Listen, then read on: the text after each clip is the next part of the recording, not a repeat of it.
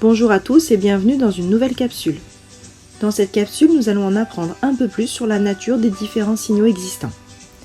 Un signal transporte une information depuis un émetteur jusqu'à un récepteur. L'émetteur est celui qui envoie le signal donc, et le récepteur est celui qui le reçoit. Un signal peut être de différentes natures en fonction du mode de transmission de l'information. Cette semaine, tu en as vu plusieurs. Il faut en connaître quelques-uns. Il y a par exemple le signal sonore.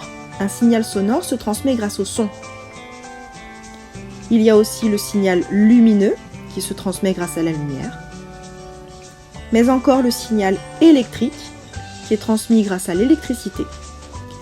Et pour finir, le signal radio qui lui est transmis grâce à des signaux qui s'envoient d'antenne en antenne. Lorsqu'on envoie un signal, parfois celui-ci est codé. Il faudra que tu connaisses une sorte de codage. Cette année, on doit connaître le codage binaire. C'est un code qui utilise uniquement les valeurs 0 et 1 pour faire circuler une information. Souviens-toi, nous avions parlé d'algorithme lorsque l'on avait fait la partie sur les codages des robots. Un algorithme explique la suite des actions qui mènent à un résultat. Pour mieux comprendre cet algorithme, on peut utiliser un organigramme. Dans l'organigramme de cette semaine qui représentait l'algorithme de fonctionnement du feu tricolore, nous avions un codage de type binaire. Le 1 représentait le oui et le 0 représentait le non. La question posée était « le feu est-il rouge ?»